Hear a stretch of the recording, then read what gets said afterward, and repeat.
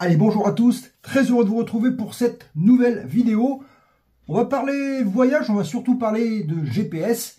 Et on va parler de GPS un peu spécial, puisque l'idée, c'est d'avoir un GPS qui serait capable de gérer au maximum les gens qui veulent souhaiter voyager à vélo à assistance électrique. Et oui, on est peu nombreux à le faire, il y a très peu de vidéos sur la chaîne sur YouTube qui traitent de ce sujet.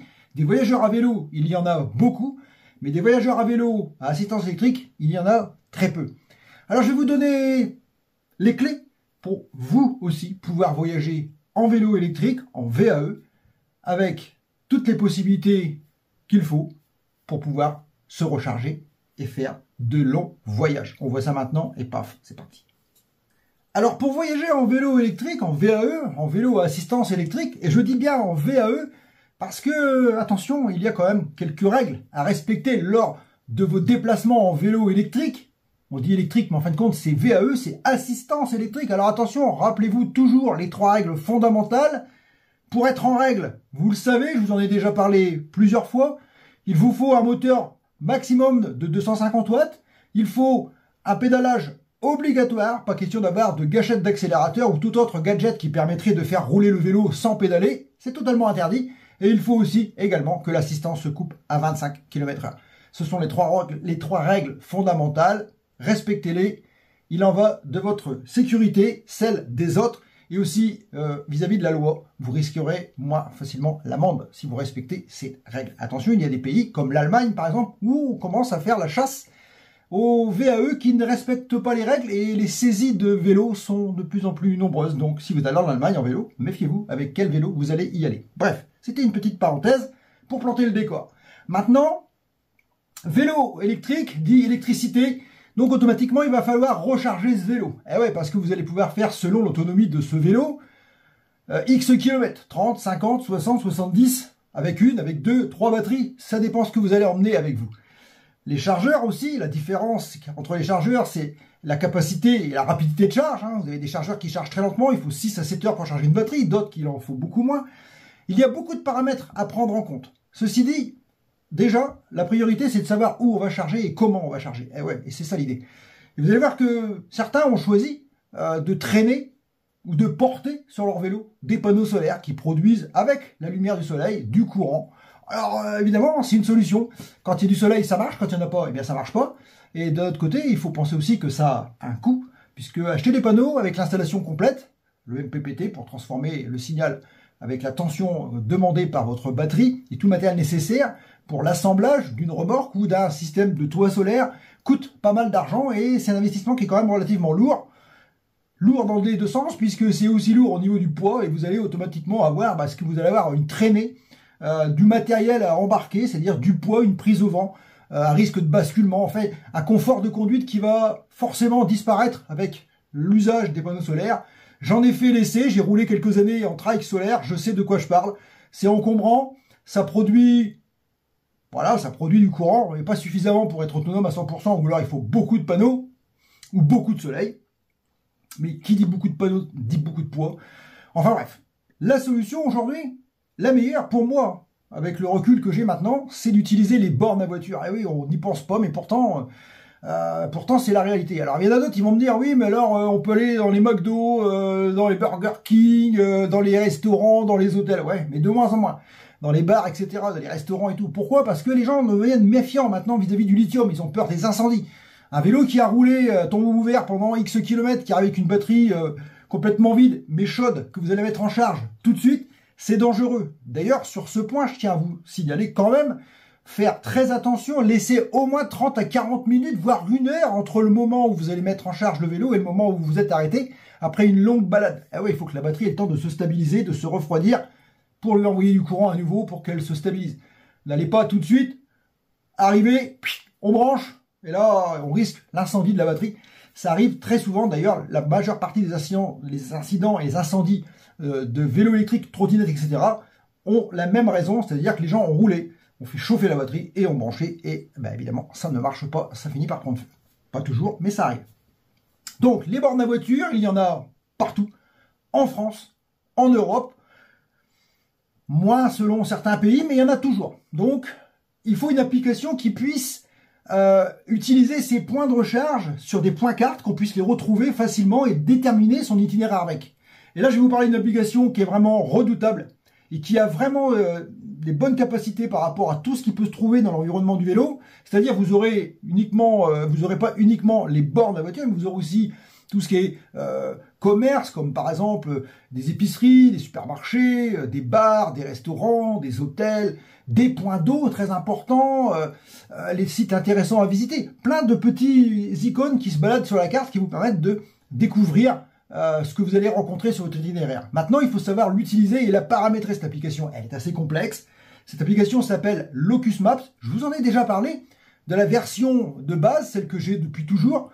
Mais il y a une version améliorée aujourd'hui, et c'est celle-ci que je vais vous montrer. Et c'est dans cette application-là que nous allons aller. Et nous allons, dans un premier temps, voir un peu comment c'est fait au niveau de l'interface. On va aller titiller un petit peu les paramètres, les principaux paramètres, de manière à ce que vous puissiez l'utiliser très vite. Et ensuite, on va tracer un petit itinéraire. On va aller l'essayer, on va voir comment ça se fonctionne, comment ça se comporte en roulage. Et puis, vous ferez votre choix. Acheter ou pas payer, c'est gratuit, ou alors vous pouvez payer pour débloquer des fonctions. En version gratuite, elle fonctionne vraiment très bien, il n'y a aucun souci là-dessus.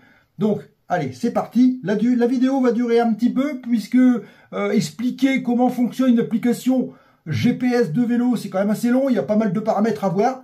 Donc, installez-vous confortablement. Regardez peut-être la vidéo en plusieurs fois si vous la trouvez trop longue, mais allez jusqu'au bout. Franchement, ça vaut vraiment le coup.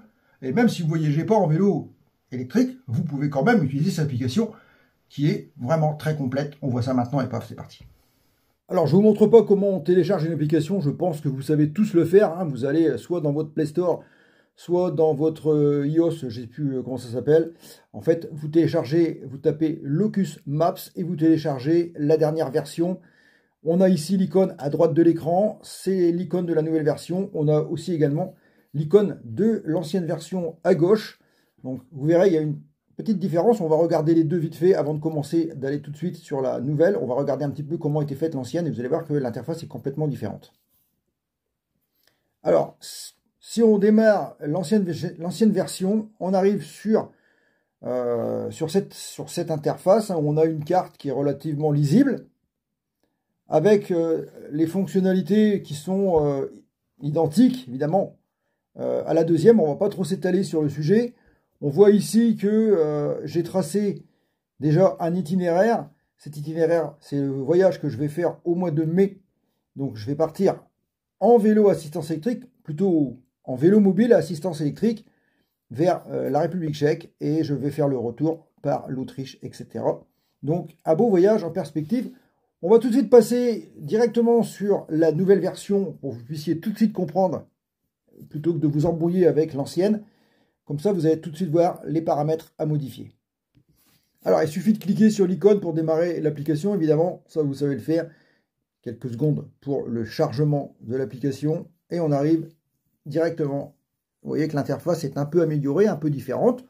On retrouve les mêmes fonctionnalités, mais on a une interface qui est un petit peu différente. Et vous allez voir que c'est vraiment puissant au niveau des détails. Alors, on va commencer par aller, en premier, on va aller dans les paramètres. Donc, on clique tout simplement en bas à gauche de l'écran sur les trois petits traits pour accéder au menu qui va nous permettre d'accéder aux différents paramètres. On va commencer à s'intéresser tout de suite en premier par les paramètres. C'est ce qui est le plus important. On a plusieurs types de contrôle, de paramètres dans les paramètres. On a contrôle, on a carte, on a point et parcours, on a enregistré un parcours, on a navigation, orientation. Alors géocaching, je vous dis franchement, je l'utilise pas du tout. GPS et capteur, ça peut être intéressant. La langue et l'unité, bien sûr, il faut aussi les modifier si c'est le cas pour vous.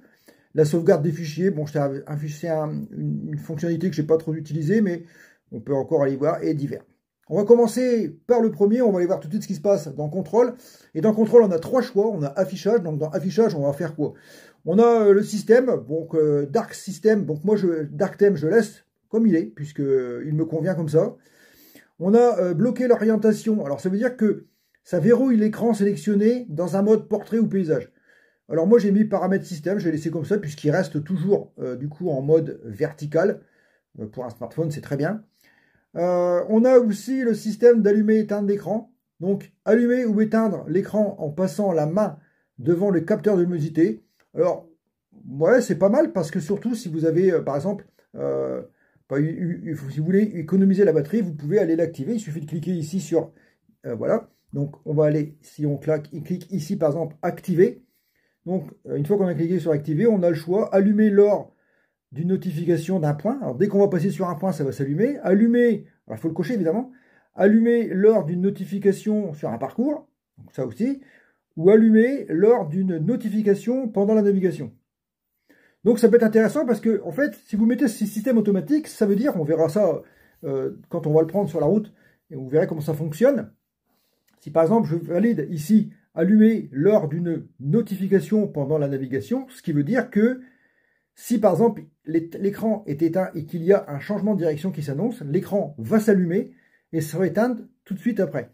Éteindre l'écran automatiquement, et donc il faut ici par exemple mettre, mettons 5 secondes, c'est-à-dire qu'une fois que l'information est passée, que vous avez vu l'information, 5 secondes ça peut être un peu juste, on va mettre, on met 20 secondes, ça laisse largement le temps de voir la direction, vous pouvez mettre plus hein, évidemment, hein, c'est à vous de voir ce que vous voulez mettre, et puis c'est tout, à partir de là, dès qu'il va y avoir une indication comme par exemple tourner à droite, à 100 mètres, tourner à droite, l'écran va s'allumer, et vous allez pouvoir voir sur la carte en même temps que l'information.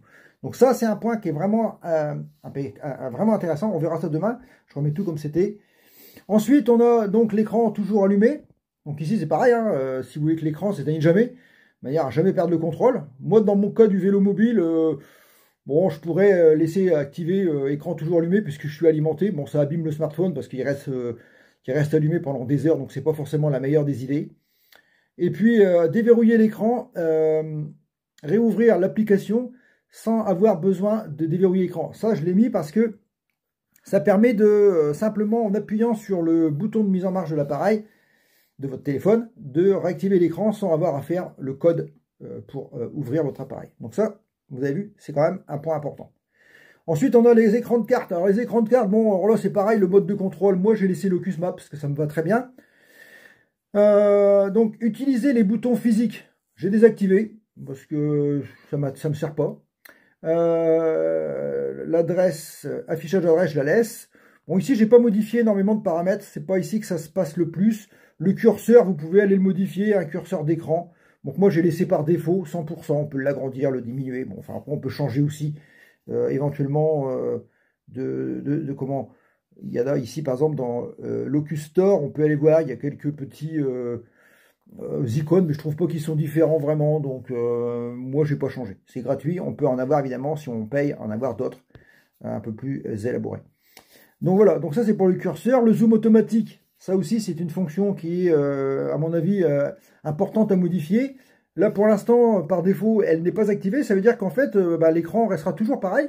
Par contre, si on active ici, donc, le zoom. Alors là, par contre, on a soit la vitesse, soit les distances. Donc moi, c'est les distances qui m'intéressent. Donc 200 mètres, 300 mètres, 1000 mètres, 3 km. Alors pareil, hein, il faut faire des tests, il faut essayer en roulage pour voir un peu, on peut en ajouter d'autres d'ailleurs, de voir comment ça se comporte en milieu d'usage. Donc on verra ça quand on sera parti en balade. Ensuite, donc on va quitter ici, on a fait donc affichage, écran de carte. Maintenant il nous reste panneaux et boutons. Et dans panneaux et boutons, on a ici alors le nombre de lignes dans le menu principal. Alors il y en a 3. Honnêtement, c'est largement suffisant parce que je vous montrerai ce que c'est après. Mais ça suffit, vous pouvez en mettre plus hein, si vous avez plus d'icônes à mettre, mais franchement 3 ça suffit. Bon, je vais vous montrer ce que c'est tout de suite avant d'aller plus loin, comme ça vous saurez exactement de quoi je parle. Ici, quand on clique ici, c'est ça, les 3 lignes. Donc on a recherche, gestionnaire de carte, navigation vers, parcours, enregistrer un parcours, planifier un parcours, point, option de paramètres de partage, plus de fonctions. Donc si on rajoute des lignes, on en a 3 ici, donc ça nous fait 9 icônes. On aurait, si on met, on peut en mettre 5, donc vous voyez, ça fait 3 x 5, 15, ça fait 15 icônes. Si vous avez des icônes à rajouter ici, c'est comme ça qu'il faut faire. Donc on retourne dans paramètres, on retourne dans contrôle, et on retourne dans panneaux et boutons, c'est là qu'on était. Ensuite, mode main gauche. Alors si vous êtes gaucher, évidemment, vous mettez mode main gauche. Moi je suis droitier, je laisse comme ça. Fonction des panneaux. Alors les fonctions des panneaux, c'est important, on en a 3. Mais on a aussi, ici, on peut ajouter ou modifier ou supprimer les boutons sur le bord de l'écran principal. Alors là, il faut y aller parce que ça peut être intéressant. Maintenant, si on veut en ajouter un autre, par exemple, ajouter un bouton de fonction, eh bien, on fait plus. Et là, il va vous demander lequel vous voulez remettre. Une recherche sur Internet, ma bibliothèque, la boussole, Locus Store. Enfin voilà, c'est à vous de voir si ça peut vous intéresser. Moi, j'en ai pas ajouté. Maintenant, naviguer vers, ouais, peut-être, mais bon, forcément, c'est pas. Alors, ajouter un lien vers une application, c'est pareil. Bon, à vous de voir si vous avez une modification. Je crois que j'avais rajouté un truc pour essayer, mais je sais plus. Je sais plus ce que c'était. Locus Store, message texte, capture d'écran, naviguer vers, boussole. S'orienter vers, gestion des cartes. J'avais ajouté un truc pour voir ce que ça faisait, mais je me souviens plus de quel parcours. C'est là. J'avais ajouté planifier un itinéraire, parce que c'est assez compliqué quand on est en réel sans cette fonction-là, d'aller planifier un itinéraire. Donc on peut l'ajouter. Voilà, et puis voilà, donc là on l'a ajouté, hop, on revient en arrière, et quand on va aller sur donc le menu principal, on va retrouver ici en bas à droite l'icône qui nous va permettre, alors ça masque un petit peu l'écran, mais ça permet d'avoir l'accès directement à la planification d'itinéraire. Là on est en planification, on verra après comment ça fonctionne la planification. Sinon pour faire la planification, si on n'a pas ce petit icône ici, on est obligé de passer par ce bouton là, aller ici dans planifier un itinéraire. Bon, c'est pas beaucoup plus compliqué, mais c'est vrai qu'en roulage des fois c'est peut-être plus facile de l'avoir directement ici. Donc c'est ces touches là que vous pourrez rajouter par rapport à ce point. Je retourne dans paramètres, je retourne dans contrôle, je retourne dans les boutons, on était là. Donc j'en ai rajouté un, maintenant on est 3 et 1 ici, d'accord? On peut en ajouter d'autres évidemment aussi dans l'autre sens. Alors, panneau supérieur caché. Donc choisir entre toujours visible, caché ou masqué automatiquement. Alors le panneau supérieur, moi je l'ai caché parce que ça amène des trucs qui parasitent l'écran et puis qui ne servent pas forcément à quelque chose. Panneau inférieur et fonction visible, ça par contre je l'ai laissé visible parce que c'est important. Le panneau latéral je le laisse visible également. Et le bas, alignement du bas, pareil je laisse en bas. Donc ici j'ai pas trop bougé de choses. La taille, bon, j'ai pas modifié grand chose. Donc vous pouvez laisser, après c'est à vous de voir si vous avez des fonctions qui vous intéressent plus ou moins, vous pourrez aller les modifier ici. Ensuite, on va passer à la fonction carte. Donc la fonction carte, si on va ici dans carte en ligne, alors carte en cache. Bon, moi j'ai laissé cocher ça. Je n'ai pas trouvé de particularité dans cette case. Carte hors ligne, pareil. Hein, j'ai pas modifié ici grand chose. C'est resté tel que c'était par défaut. Donc à vous de voir s'il y a quelque chose qui peut vous aider. Graphiques auxiliaires, pareil. Hein, j'y suis pas allé vraiment. Échelle de carte, c'était coché, j'ai laissé. Alors le cercle de temps, bon, voilà, c'est à vous de voir si vous voulez. Cercle de distance, pareil. Si on met un cercle de distance, puis qu'on va voir ce que ça fait, vous allez voir ce que ça donne. On va avoir, voilà, on a des cercles qui s'affichent à l'écran. On les voit ici, 50 km. Bon, après 100 km. Je crois que ça s'arrête à 100 km, non, 200 km. Voilà, ça s'arrête à 200 km. Ça fait, le plus grand cercle fait 200 bornes. Alors, ça peut être utile pour chercher des zones, pour dire on reste dans un rayon de 200 km, à vous de voir si ça peut vous être utile ou pas. Allez, je retourne dans paramètres, je retourne dans carte, je retourne dans ici, non c'est pas là, c'est graphique auxiliaire, et je vais enlever cercle de distance. Alors le cercle de temps c'est exactement pareil que le cercle de distance, ça amène des temps par rapport à votre point de départ, par rapport à la vitesse qui est programmée. Si vous choisissez vélo de route par exemple, il détermine une certaine vitesse et vous donnera des temps qui vous permettront de savoir à quel moment vous atteindrez le cercle. Ça peut servir ou pas, à vous de voir. Altitude dynamique, alors ça par contre je l'ai mis parce que je trouve ça super bien d'avoir tout le temps l'altitude à laquelle on se trouve. Ça servira, pour certains ça peut servir. Bon moi je l'ai mis, si ça vous plaît pas vous l'enlevez. La ligne entre le curseur et la position. Alors, je vous le dis franchement, si vous mettez ça, vous allez avoir la ligne tout le temps en permanence. Ça fait que ça vous donne une ligne en pointillé qui s'accroche à la destination. Alors, si c'est des très longs voyages, à éviter. La ligne d'orientation, pareil, hein, c'est la ligne de cap. C'est des lignes qui vont vous permettre de savoir si vous êtes dans le bon cap. Afficher la vue, je l'ai pas mis non plus. La loupe, c'est pareil, c'est pas très utile. Donc, à vous de voir. Et dans fonctionnalité avancée, qu'est-ce qu'on a dans fonctionnalité avancée? On a précharge des cartes globales, j'ai pas touché. Optimiser la résolution des cartes. Alors moi je l'ai activé, ça nous fait voilà, une belle résolution. Agrandir toutes les cartes à 100%, donc ça rend plus visible la carte forcément. Ombrage des cartes, ça je l'ai activé, ça donne un peu de... Ça permet de voir un petit peu les reliefs. Bon, un petit peu. Ensuite, si donc on a fait ici tout sur carte, maintenant on va aller sur point et parcours. Alors sur point et parcours, alors le nom du point, hein, nom du point, voilà. Alors, vous allez choisir entre le nom du point, c'est jamais. En survol, c'est-à-dire quand vous passez au-dessus du point, vous aurez l'indication du point, ou toujours, donc tous les points restent affichés, et ça vous permettra de savoir exactement tout. Ou alors, vous avez aussi la possibilité de cocher l'altitude, donc en plus de l'information du point, il vous donnera l'altitude du point. Regrouper les POI. Alors les POI, moi je l'utilise pas parce que c'est tous les points que vous aurez, les points d'intérêt, donc après ça fait un peu le bazar sur la carte, vous pouvez le faire si vous voulez. Moi personnellement, j'en ai pas utilité. L'emplacement par défaut du nouveau point. Position GPS, bon j'ai laissé ça. Vérifier les doublons pour géocache, mais je m'en utilise pas, donc ça ne me sert pas non plus. La taille du point, c'est 100%. L'icône point, 80%. J'ai rien modifié ici. Ici, pour les parcours, le nom du parcours, donc l'étiquette, vous pouvez l'afficher ou pas, c'est pareil avec la distance. Voilà, c'est des paramètres que j'utilise pas non plus, je trouve que c'est très bien comme ça. L'icône de début, l'icône de fin, forcément, ça, je laisse. Hein. Il y a, voilà, icône, c'est un point ou autre sans symbole, aucun symbole. Bon, j'ai laissé ça, moi. Ensuite, ici, on a un point important.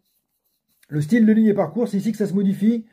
Moi, j'ai mis pointillé. Bon, après, vous mettez ce que vous voulez. Hein. Vous choisissez les couleurs, tout ça. Le motif, là, j'avais coché, mais ça sert à rien, je vais l'enlever. Donc, je vais faire enregistrer du coup pour pas le perdre. Et je reviens, hop, dessus, hop, hop, hop, voilà. Donc là, on est en pointillé. Alors, l'altitude, c'est ici que ça se passe. Ici, on a le choix. On a le choix entre couleur unie, vitesse, variation de vitesse, altitude, pente, précision, fréquence cardiaque. Mais par contre, si vous avez fréquence cardiaque et cadence, il vous faudra des accessoires qui vont permettre de connecter le smartphone au cadenceur ou à des contacts cardiaques qui seront posés sur votre corps pour avoir votre fréquence. Moi, je ne les ai pas, donc je ne les utilise pas, mais vous pouvez les utiliser, bien sûr. L'altitude, je trouve que c'est la mieux. Vous allez voir pourquoi. Parce que ça donne des coloris à l'écran et ça permet de savoir les zones rouges, les zones bleues, les zones vertes, de savoir si on est... au premier coup d'œil, on va voir tout de suite où il y a des difficultés sur la carte. Je vais vous montrer tout de suite. Je vais enregistrer. On va sortir d'ici. On va aller voir sur la carte et je vais vous montrer sur la carte. On voit très bien ici. Si on zoome un peu, hop, on voit qu'il y a des zones de couleur. On voit jaune, vert. Et on voit de temps en temps ici, on a du orange par exemple. On voit que voilà, quand on a du rouge comme ça, là, là, je veux dire, franchement, là, vous pouvez commencer à vous inquiéter, c'est que ça va monter. Donc, il va y avoir de la cote ici. Donc voilà, ça sert à ça, les couleurs, ça peut permettre de voir un peu où ça se passe. Donc, on était dans point et parcours. Alors, donc on a vu tout ça, on a vu ici, alerte de navigation, alors c'est activé sur la carte, dans le planificateur d'itinéraire et pendant la navigation. C'est-à-dire que là, dès qu'il y a une alerte, je suis informé, je sais ce qui se passe. Donc le marqueur de distance, je ne l'ai pas mis. Un marqueur de distance, hein, en cliquant les distances entre les points et parcours itinéraire. On va regarder parce que je ne l'ai pas mis, mais justement je me demande si ça c'est pas un point qui est important. Voilà. Donc là on a du coup on a tout de suite les distances entre les points qui s'affichent à l'écran. On voit un peu les distances. Bon, pas forcément très judicieux de cocher ce truc, je n'avais pas regardé, vous voyez, je le vois en même temps que je fais la vidéo. Donc, point et parcours, j'étais allé ici, je vais l'enlever parce que du coup, alerte de navigation, marqueur de distance, hop, on l'enlève. Afficher les commandes de navigation sur la carte, non, on va le mettre non plus. Et général, écraser les données exportées, on n'y touche pas non plus. Donc on arrive ici sur enregistrer un parcours. Donc dans enregistrer un parcours, moi j'ai appelé une application, j'ai tapé vélo mobile. Je l'ai appelé comme ça, puisque c'est en vélo mobile que je roule. Ici, si on va dessus, profil défini. Donc voilà, c'est 10 mètres, 5 secondes, 100 mètres, voilà, donc ça on n'y touche pas. Général, paramètres corporels, précisez la taille et votre poids. Vous pouvez ici aller, voilà, on va le faire, je ne l'ai pas fait, donc je vais mettre ma date de naissance. Et là, ça fait mal. Là, ça fait très mal. Ah, mais 1964. Ah oui, c'est pas terrible. Eh oui, 1964, les gens, je suis en retraite. Donc c'est bien et c'est pas bien parce que forcément en retraite on est plus jeune. Donc c'est le 19 juillet et puis c'est l'année 64, c'est vu. Hop, on fait OK. Voilà, j'ai rentré ma date de naissance, je vais rentrer ma taille. Donc ma taille, moi c'est 1m80. Voilà. Et puis mon poids c'est 82 kg. Voilà, appliqué. Voilà, j'ai rentré mes données, ça peut être utile pour les calculs. Le démarrage automatique a donc démarré l'enregistrement après le lancement de Locus. Non, je n'ai pas activé. Je préfère le démarrer manuellement. L'entraîneur audio, ajouter des commentaires vocaux. Alors, si vous voulez le faire, vous pouvez le faire. Moi, je ne le fais pas. Panneau latéral. Donc, panneau masqué automatiquement. Nombre de fonctions. Bon, tout ça, c'est des trucs que je n'ai pas modifiés du tout. Donc, si vous voulez le faire, vous pouvez. Moi, je ne l'ai pas fait. Donc, je pense qu'on a tout vu là. On va aller maintenant dans enregistrer un parcours. On va aller dans navigation. Donc, dans navigation, par défaut, c'est le routeur Hotline. Sélectionner le service de calcul d'itinéraire. Moi, il est très bien. Celui-là, je le laisse. Pré-réglage automatique ici, donc on a vélo, donc c'est coché vélo par défaut, donc c'est bon, on laisse comme ça, tout est bon. Hop, hop, voilà. Synthèse vocale. Alors synthèse vocale, vous avez le choix d'en mettre une ou de ne pas en mettre. Moi je l'ai mis, ça permet qu'avoir le RGPS qui parle, c'est quand même plus pratique. Recalcul itinéraire. Alors ça c'est un point qui peut être aussi très important. Si on fait par exemple pas de recalcul, ça veut dire que là, bah, quoi qu'il arrive, si vous sortez l'itinéraire, bah, il se passera rien. Alors, donc déjà, vous aurez plus loin, on verra comment mettre une alerte en sortant de parcours, qui vous permettra de savoir que vous êtes plus sur le parcours, mais le truc, il va pas arrêter de vous bassiner en disant vous avez quitté le tour, reprenez le tour, je sais pas, un genre comme ça, il va vous parler, pourtant vous n'aurez pas récupéré. Donc moi, je préfère mettre par exemple route prioritaire plutôt que point prioritaire. Ça veut dire qu'en fait, l'application, donc si on l'utilise, ça va vous permettre de retrouver l'itinéraire initial dès que possible. C'est vraiment très pratique. Ça vous évite de faire 36 millions de détours. Ça veut dire que là, dès que je vais avoir quitté depuis 100 mètres le parcours que j'avais prévu, il va se remettre à recalculer. Pareil, on fera l'itinéraire, on fera le calcul. En réalité, plus tard dans la vidéo, on verra comment ça se passe et comment ça fonctionne. Donc route prioritaire, donc la synthèse vocale, il faut aller cliquer dessus aussi, parce que là aussi, ça peut être intéressant. Donc l'alerte de distance, vous pouvez régler la distance à partir du moment où l'application va commencer à parler pour vous donner le changement de direction. Moi, j'ai mis 200 mètres. Bon, après, à vous de voir, ça dépend avec quoi vous roulez. 200 mètres à vélo, c'est largement suffisant. Après, vous pouvez aussi demander de répéter, si vous avez peur de vous tromper, répéter au bout de, par exemple, je sais pas moi, 30 secondes. Voilà. Donc là, du coup, au bout de 30 secondes, bah, il va répéter l'application, il va répéter l'information en synthèse vocale ou un son ou un bip. Voilà, donc moi, c'est synthèse vocale. Et puis, on peut faire un test. Vous aimez On n'entend pas parce que je suis en train de faire la vidéo, donc le micro est branché, donc on ne pourra pas entendre. Mais sinon, on a donc une synthèse qui vous permet de savoir si le son est assez haut ou pas. Vous pouvez régler évidemment le volume également. Et je fais appliquer. Donc ça, c'est fait. Apparence, ici on est dans l'apparence, donc le style de ligne basique. Bon, après, vous pouvez aller modifier, il y a plein de, il y a plein de possibilités hein, dans la personnalisation. Faites ce que vous voulez, hein, conservez l'original, basique, machin. Ça, à vous de voir, c'est vraiment de la personnalisation graphique et ça ne concerne que chacun, donc à vous de voir. Curseur de navigation, pareil, par défaut, on l'a déjà vu. Le panneau du tour suivant, donc moi j'ai laissé comme ça. Donc ça sert à rien, je n'utilise pas ça. Le panneau des statistiques, il est activé. Ça permet de savoir ce qui reste comme parcours, ce qui reste comme temps, le temps qu'on a fait. Le panneau des rues, je l'ai laissé aussi. Voilà, on a vu un peu ici, donc, dans navigation. Orientation, qu'est-ce qu'on a d'orientation? Ben, on a le panneau d'orientation. Afficher les panneaux lorsque orientation est active. Bon, voilà, ça c'est bon. Le son, ça on n'y touche pas non plus. Dans parcours, panneau d'orientation. Donc ça, je l'ai fait. Distance du prochain point. Donc, définir la distance à partir de laquelle l'orientation bascule sur le prochain point de route, 100 mètres. Alors, je n'ai pas trouvé de modification en faisant ça. Notification du prochain virage. Alors, ça, c'est un élément, si vous roulez vite à vélo, vous activez ça. Et puis, vous choisissez un son. Par exemple, là, c'est un bip. Vous choisissez un son, là, ça vous emmène dans votre bibliothèque. Si vous allez ici, voilà, vous avez tout votre bibliothèque qui s'affiche. Choisissez le son. Et puis le nombre de bips. Et puis dès que vous arrivez sur une courbe brutale, il va vous prévenir. Moi, je ne le mets pas parce que sinon ça m'embrouille. Je roule pas vite à ce point-là pour louper un virage. Donc, c'est pas nécessaire. Donc, voilà, je fais ça, je reste comme ça. Non défini. Hop, voilà. Parce que je n'ai pas modifié. Alerte. Alors ici, hors d'itinéraire. Donc ça, c'est important d'aller dans cette fonctionnalité-là. Parce que là, vous avez plusieurs choix. Soit vous avez une synthèse vocale qui va vous dire attention, vous avez quitté l'itinéraire. Alors moi, j'ai réglé plutôt choisir un son. Donc j'ai mis un son qui m'est propre. C'est le mien. J'ai choisi. Donc vous pourrez faire le vôtre. Et la distance, donc j'ai mis 50 mètres. C'est-à-dire que dès que je quitte l'itinéraire, ne serait-ce que de 50 mètres, ça va retenter, l'alarme va retentir et va me prévenir toutes les 120 secondes, donc toutes les 2 minutes, si j'ai pas retrouvé l'itinéraire.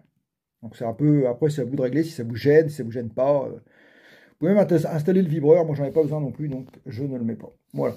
Donc là on est bien, on a vu à peu près tout. L'apparence ici, la taille des lignes, la distance variable au-dessus de la ligne, toi j'ai pas modifié. Donc ça, si vous préférez, vous irez voir, mais c'est pareil, c'est des fonctionnalités qui sont plutôt graphiques. Et les paramètres avancés, donc suivent strictement l'itinéraire. Je n'ai pas couché, donc fréquence des alertes, aucune. Ici, par exemple, si on va là, on a des peu, moyen, beaucoup. Donc, je ne sais pas pourquoi il dit ça, fréquence des alertes, fréquence. Je vais mettre peu pour voir un peu, ou moyen. Je vais mettre moyen pour voir un peu ce que ça donne. On le verra quand on fera le test routier. Allez, on va aller voir ici, donc, orientation, on a vu géocaching, je vous fais voir, mais franchement, je ne vois pas à quoi ça sert, moi je l'utilise pas. Capteur et GPS, c'est ici que vous allez pouvoir, utiliser la généralité des GPS, c'est-à-dire lancer au démarrage de l'application, donc toujours le GPS démarre directement dès que vous mettez le GPS, l'application en route, il se connecte au GPS, ce qui est logique. Hein. Gestion de l'altitude. Donc ça c'est bon, on n'y touche pas non plus. Donc l'altitude, alors c'est utiliser le décalage d'altitude, optimiser, bon après capteur de pression c'est activé, je sais pas pourquoi, je n'en ai pas de capteur de pression, donc je vais appliquer comme ça va être bien, voilà c'est fait. L'orientation, la gestion des capteurs c'est ici, par exemple je voulais vous faire voir, donc c'est ici que vous allez ajouter des capteurs, si vous avez des capteurs ajoutés c'est ici que ça se passe, donc vous avez vu, c'est dans gestion des capteurs, dans général. Ensuite, dans orientation, mode de rotation de la carte. Activer la vitesse, donc moi c'est pareil, 3,6 km/h, c'est par défaut, j'ai laissé ça, ça ne m'a pas gêné, donc ça doit être bien. Utiliser un azimut vrai, bon c'est pareil, je n'ai pas apporté de modification sur cette fonctionnalité. Mode de compatibilité, méthode alternative pour calculer l'orientation. Bon, en cas de problème, j'ai pas eu de problème avec ça. Dans les positions, donc paramètres de notification, position requise. Alors si on clique dessus, qu'est-ce qu'on a? Ouais, on peut mettre des alarmes, bon, j'en ai pas mis non plus. Position perdue. Bon, si on va dans position perdue, effectivement, on peut avoir, quand on a perdu la position, une alerte qui dit qu'on a perdu la position. Ça reste à voir en utilisation. Filtre de localisation, j'ai mis aucun filtre. Mode Cyclope 3D, je sais pas ce que c'est, j'ai pas mis. Localisation saisie par Google. Donc, non, hop, j'ai pas mis ça, je peux pas mettre ça. Cercle de précision de GPS. Bon, ici, voilà, on a vu, hein. Donc, capteur à GPS. Donc, après, il y a la langue et unité. Donc, la langue, si vous êtes français, vous laissez tout comme ça, il n'y a rien à modifier. Hein. C'est du mètre, c'est de la vitesse en km/h, c'est du degré pour l'angle, c'est du pourcentage pour les pentes, c'est du Celsius pour la température, du joule pour l'énergie, et puis du kilogramme pour la masse. Donc, je pense qu'on est tous d'accord que ça va être comme ça pour tout le monde. Ensuite ici la sauvegarde des fichiers c'est pareil, moi j'ai rien modifié, mais bon après à vous de voir si vous voulez modifier quelques paramètres ici, moi j'en ai pas modifié du tout. Et puis dans divers on a des transferts ici, lancer Locus Maps en tant que service, bon protéger l'application machin, donc connexion add-on. Bon moi j'ai pas modifié ici rien du tout, que ça marche bien comme ça. Voilà, donc on a vu un peu toutes les fonctionnalités paramétriques de cette application. Maintenant, je vais vous faire un petit zoom sur la carte au hasard. Ici, par exemple, on va voir ici ce qui se passe. Donc là, on est dans une ville. On voit qu'ici, déjà, si on regarde la carte, on voit que j'ai déjà programmé ici un point de rechargement. Il y en a un ici.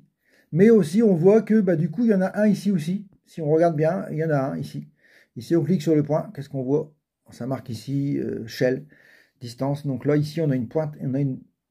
On voit une petite pompe, mais c'est une pompe. Alors, je sais pas.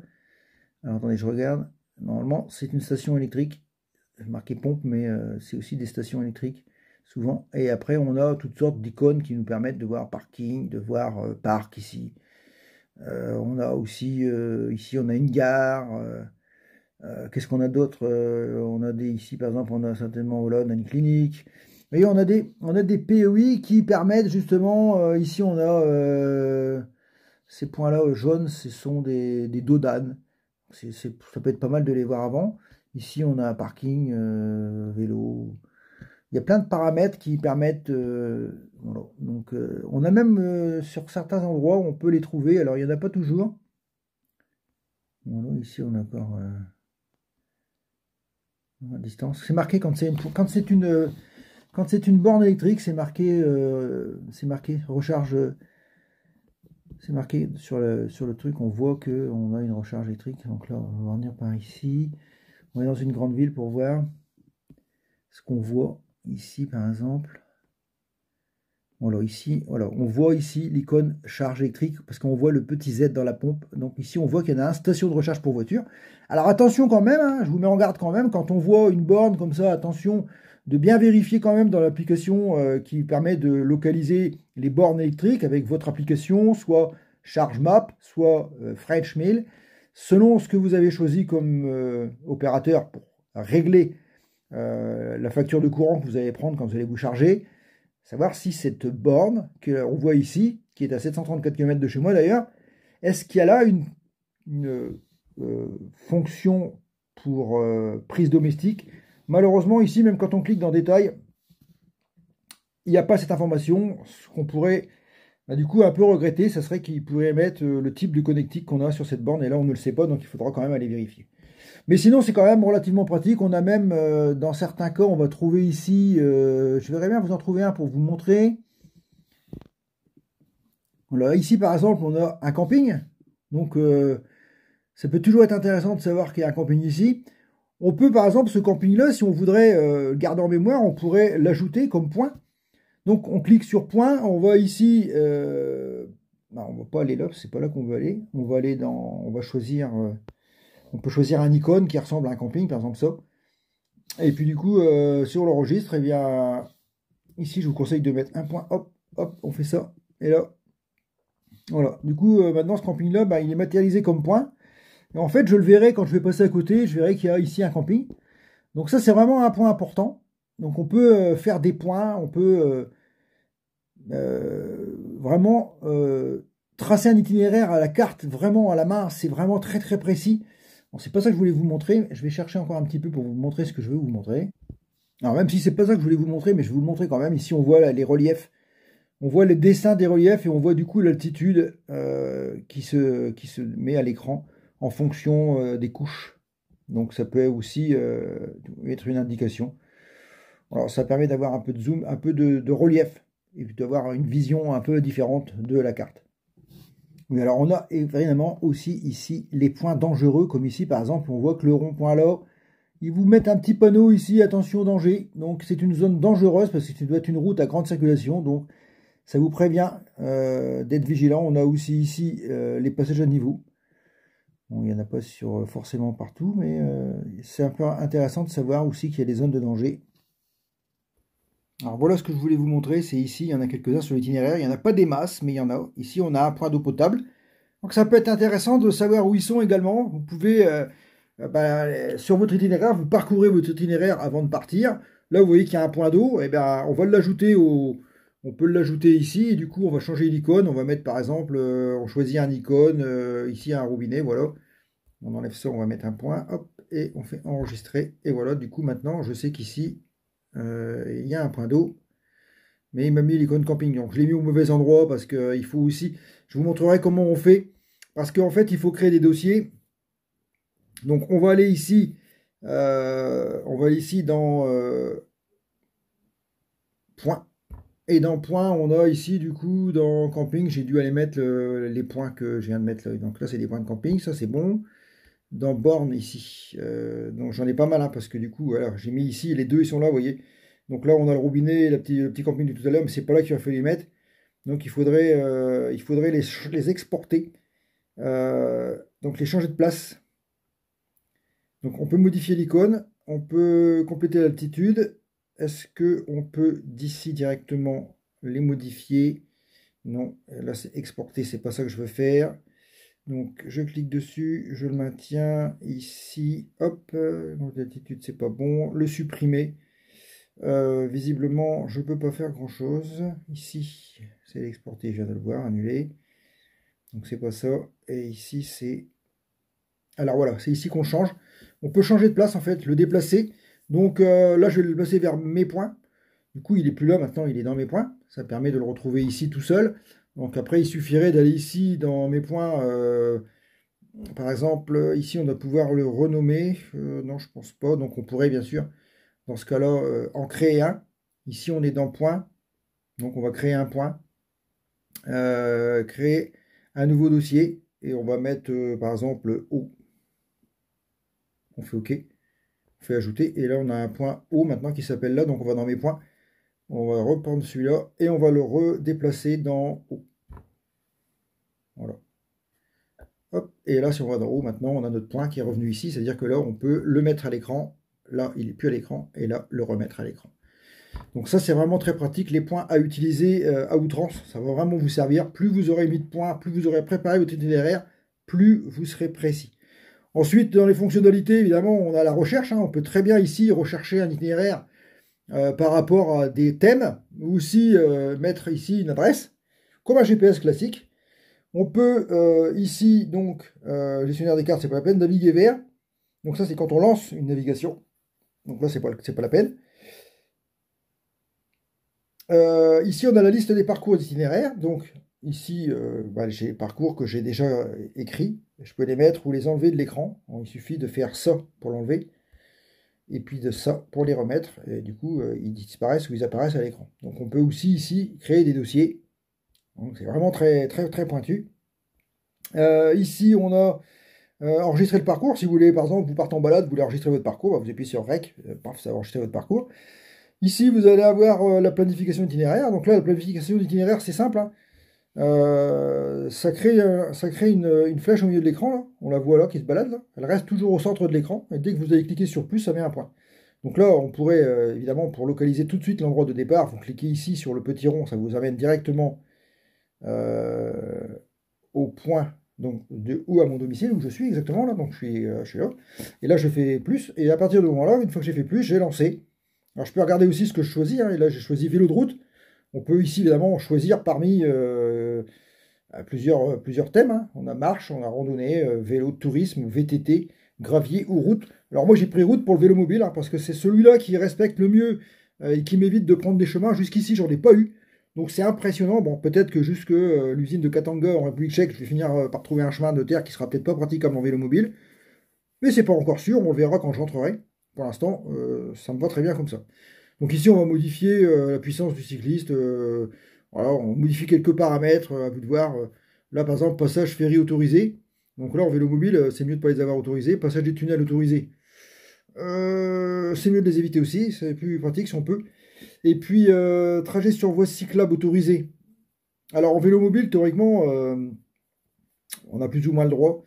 Inclure les commandes de navigation. Bon, je vais le laisser pour l'instant, je ferme ça comme ça. Voilà, donc là, après, quand on a fait un point, on a du coup une flèche qui est accrochée à notre itinéraire. Et là, on peut dézoomer la carte, aller choisir un point sur la carte au hasard. Hein. Et par exemple, je vais aller ici à Villers-Cotterêts. Je vais taper ici, je me mets sur la carte. Tiens, je vais aller voir ici, ici, il y a un truc intéressant. Je vais aller voir ça, c'est quoi ça? Voilà, j'ai cliqué, paf, ça y est, j'ai fait un deuxième point. Et mon itinéraire est tout de suite calculé. Je sais qu'il y a 48 km 900. Il faut 2h33, il y a 381 mètres de nivelé positif et 280 mètres de descente. On peut avoir ici accès au graphisme. Donc c'est une application, franchement, je vous la recommande parce que vraiment, vraiment, elle est vraiment très complète. Donc demain, donc on va pouvoir tracer un itinéraire et puis aller faire une petite balade pour voir un peu tout ça. Donc là, j'ai annulé automatiquement. Et là, si je reclique sur replanifier un itinéraire, il va me demander de restaurer. Alors là, je vais dire non, je le supprime. Je restaure celui que j'ai fait juste avant, je ne veux pas. il va à la poubelle. Du coup, j'ai retrouvé mon application propre. Et là, je quitte et je reviens ici. Donc maintenant, planifier itinéraire, on l'a ici. Hein, c'est plus simple, on clique directement là et on revient. On fait croix ici en haut à gauche de l'écran pour éteindre et revenir au menu principal. Voilà, donc là vous avez vu un peu une bonne partie des fonctionnalités. Vous voyez que j'ai déjà tracé pas mal de points. Tout ça, c'est des points de rechargement que j'ai tracés pour mon voyage vers la République tchèque au mois de mai. Et ça, c'est un itinéraire qui est sur le point de se dessiner, on le voit ici, qui part de Latte, à côté de Montpellier, et qui va vers l'Italie en longeant la côte française, jusque Venise, passant par Pise, Rome. Et après, on prendra le bateau certainement pour revenir ici à Barcelone, quelque part ici, faire un itinéraire en Espagne et revenir à Latte, récupérer la voiture et rentrer chez nous. Donc ça se fera cet été et ça se fera en vélo. Je suis en train de préparer mes points de rechargement, mes points de camping, tout ce que j'ai besoin, les points d'eau potable, tout ce que je vais avoir besoin pour être le plus tranquille possible lors du roulage de mon itinéraire. Ça, c'est vraiment important. La préparation, c'est très très important. Ça vous fait vraiment des soucis de moins. Alors sachez qu'il est aussi possible de transférer vos données total de ce que vous avez fait sur un autre smartphone. Par exemple, ça peut arriver, vous changez de smartphone, vous pouvez transférer vos dossiers sans avoir à les refaire, évidemment. Je vais me préparer, je vais me mettre en tenue, et puis je vais sortir le vélo mobile, et on va aller donc faire une petite balade pour voir un peu comment tout cela fonctionne, et que vous puissiez vous faire une idée un peu plus précise de l'utilisation de cette application géniale. On va faire un petit parcours, donc on va déjà commencer par aller voir 2-3 petits paramètres qui sont à mon sens importants, notamment dans navigation. Et là on va aller voir ici tout de suite dans synthèse vocale. On voit que la synthèse vocale est bien activée, que la distance d'alerte c'est 200 mètres, c'est très bien.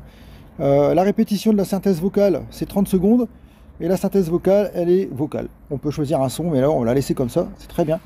Si on fait un test, on doit entendre vous aimez Locus. Voilà, vous aimez Locus, donc c'est marche. Vous aimez Locus. Ça marche très bien. Si on met un son, on peut choisir un son, évidemment on l'a vu, mais on peut aussi mettre un bip. Voilà, ça fait un bip. Donc on va remettre synthèse vocale et on fait appliquer. Donc ici c'est bon. Après on va aller aussi dans recalcul de l'itinéraire. C'est un point qui est vraiment très important. Pour l'instant il n'y a pas de recalcul. Donc là j'ai coché en manuel route prioritaire, mais c'est ici que ça se passe. Donc on va mettre route prioritaire. Recalcul 100 mètres, c'est beaucoup. On va mettre 50 mètres. On va mettre 50 mètres. Voilà. À partir de là, dire que dès qu'on va sortir de l'itinéraire de 50 mètres, normalement, on devrait avoir un recalcul de l'itinéraire pour retrouver l'itinéraire le plus rapidement possible. Voilà, on va voir si ça marche. Donc ça c'est bon. Ensuite, les alertes d'itinéraire. Ça on l'a vu, ça c'est bon, normalement tout est bon. Donc voilà, ça c'est pas mal. Qu'est-ce qu'il nous reste à voir? Dans contrôle, ici, bouton, tout est bon. On a rajouté ici 2 boutons, ça on l'a vu, donc ça c'est bon. On va pouvoir faire un itinéraire. Donc pour aller faire un itinéraire, c'est simple. Ici, on a maintenant calculé un itinéraire. Donc là, automatiquement, on affiche la cible. On clique sur la petite, le centre de la carte pour pouvoir mettre le point à l'endroit de départ. À partir de là, on appuie sur plus. Donc on a verrouillé le point de départ. Ensuite, on a choisi vélo. On va se déplacer sur la carte. Ce qu'on va faire, c'est qu'on va faire un tout petit parcours. On va pas aller très loin. Par exemple, ici, on doit avoir que je me repère. Donc là, on est ici. Ok. Voilà, rue de la République, c'est ici. Ici, on doit avoir la rue des Remparts. Alors normalement, il y a des bornes, mais avant il y avait des bornes ici, mais apparemment ils y sont plus. On va y passer pour voir. Plus. Et on va aller passer un petit coup de Karcher au véhicule.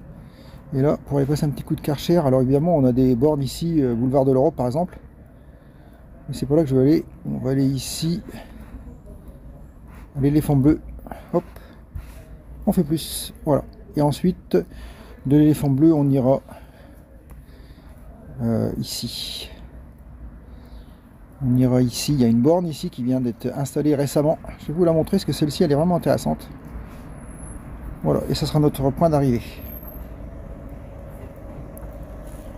À partir de là, on peut faire ici enregistrer. Donc on va y mettre un titre, on va mettre balade. Voilà, et on enregistre. Voilà, il est enregistré dans mes parcours. Maintenant, si on veut démarrer l'itinéraire, il faut aller ici dans mes parcours. On clique ici sur le parcours. Donc c'est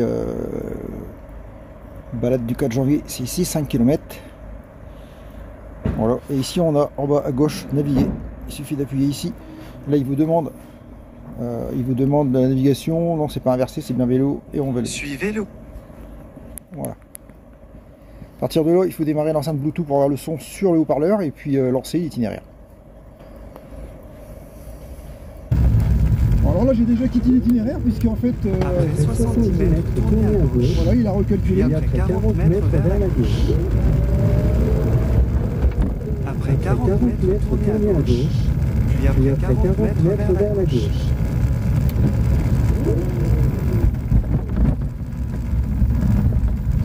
Après 30 mètres vers la gauche.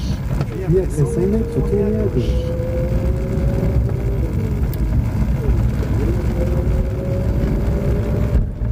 Après 100 mètres, tournez à gauche. Voilà, ils sont toujours là, les bornes en fait, mais je les ai pas vus matérialiser.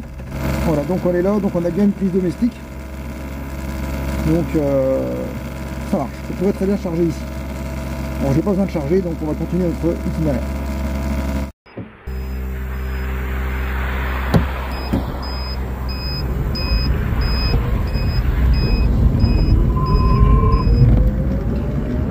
Donc voilà, j'arrive donc à la fin de l'itinéraire, puisque c'est ici que j'avais mis le point d'arrêt. Je vais arriver donc à la borne. Donc cette borne là vous allez en trouver partout, puisque aujourd'hui quasiment tournez à droite. tous les carrefours Market ont cette borne. Il y a aussi des Lidl qui l'ont, il y a pas mal de supermarchés qui ont ce type de borne de recharge. Et ça, il y en a vraiment partout, vous allez pouvoir vraiment vous recharger facilement. Après 20 mètres, vous serez à votre destination. Vous êtes arrivé à votre destination. Voilà, c'est ici que ça se passe. Alors c'est vraiment pas de chance parce que la borne fonctionne pas. Il y a un problème d'alimentation des prises. Je vais aller demander à la réception du magasin de savoir un peu qu'est-ce qui se passe, si je vais avoir une explication ou pas. Si en fait vous avez une borne électrique sur votre parking avec des prises pour les vélos, mais on peut pas recharger les vélos. Vous avez une explication? Il n'y a pas de courant dedans. Comment c'est possible qu'il n'y ait pas de courant dedans? Recharger les vélos? Bah oui, vous avez 4 prises vélo, mais il n'y a pas de courant dans aucune des 4 prises. Donc je cherche à savoir pourquoi il n'y a pas de courant dans ces prises. Si vous avez une explication à me donner. Merci. Oui, j'ai levé. Il a levé. J'ai levé, j'ai branché, j'ai refermé. Il a branché, il a refermé, ça marche pas. Du coup, j'ai pas eu la réponse à ma question, puisque la dame ne peut pas me donner les informations sur cette prise. C'est pas eux qui gèrent l'électricité sur les bornes. Mais elle m'a dit quand même de signaler avec le numéro de téléphone, donc je vais retourner à la borne, puis on va regarder ça. Alors qu'ici, on a toujours la possibilité d'avoir la borne gratuite pendant 1 heure. Ici, on a une prise. Hein. Mais c'est pareil, il faut badger cette fois-ci, donc il faut un badge du magasin, je pense, pour pouvoir le faire. L'expert de la mobilité électrique. Un opérateur va prendre votre appel. Merci de lui indiquer le numéro d'identification de la borne ainsi que votre localisation. Veuillez noter que votre appel est susceptible d'être enregistré et vos informations stockées pour une durée pouvant aller jusqu'à 5 ans. Alors le numéro Si vous ne d'identification. souhaitez pas que cet appel soit enregistré ou vos données conservées, veuillez nous le signaler en début d'appel. Bon, ça me gêne pas qu'ils soient enregistrés déjà. Votre appel concerne une facturation ou une charge terminée. Nous vous invitons à nous contacter par mail à l'adresse support@driveeco.com. Vous allez être mis en relation avec un opérateur. Veuillez patienter. Bon, bah, ça se trompe pas mal. Le saviez-vous? Un QR code est présent sur chacune des bornes. Scannez-le et suivez les instructions pour démarrer la recharge. Ouais. C'est peut-être ce que j'ai pas fait d'ailleurs. Numéro d'identification. Oui, bonjour monsieur. Alors dites-moi, je suis devant un problème, peut-être que j'ai pas trouvé la solution, mais je suis à vélo et je suis sur une borne, sur un parking de Carrefour Market à Autreville dans le 02. Je suis allé à la caisse demander pourquoi il n'y avait pas de courant sur les 4 prises qui sont adaptées pour le vélo et comment il fallait faire pour les activer. Ils n'ont pas su me répondre, ils m'ont dit d'appeler votre numéro de téléphone. Ce que je fais et alors c'est parce qu'il y a quelqu'un qui a appuyé sur le bouton d'urgence de la station et du coup ça coupait toute l'alimentation. Donc il va y avoir une intervention courant de semaine prochaine, à mon avis, dans le début. D'accord. Dans l'horaire armé. D'accord, ok. Ah ben voilà, c'est parfait, donc on a l'explication. Alors, je repasserai voir si ça fonctionne. Merci. Avec plaisir. Merci. Bonne journée à vous. Au revoir. Au revoir. Bon alors effectivement, on voit qu'il y a un bouton d'urgence ici, quelqu'un qui a été appuyé dessus. C'est ballot, mais en fin de compte, du coup, il n'y a plus rien qui fonctionne. Dans la station, on voit bien qu'ici, en fait, c'est la raison, parce qu'on voit que les écrans ici sont éteints. On peut plus rien faire, donc visiblement, c'est pour ça qu'il n'y a pas de courant. Ce qui me paraît quand même assez bizarre quand même. Mais bon, peut-être que c'est vrai, hein. On va laisser faire le temps. Il m'a dit qu'il y aurait quelqu'un dans la semaine qui viendrait rétablir le courant. Je repasserai pour voir si ça fonctionne. Mais on a quand même un début d'explication. Alors voilà, je pense que je vous ai vraiment bien expliqué comment fonctionne l'application nouvelle génération de Locus Maps. Vous avez vu, c'est rempli de fonctionnalités, rempli de paramètres. À vous de mettre ce qui vous convient le mieux, de changer les paramètres pour qu'ils soient adaptés à votre usage. Et puis, eh bien, je vous dis bonne route. Vous êtes prêts à voyager en vélo électrique. C'est du bonheur. Vous allez voir que le vélo électrique, ça permet à certaines personnes qui n'ont plus ou qui n'ont pas les capacités physiques pour rouler en vélo musculaire.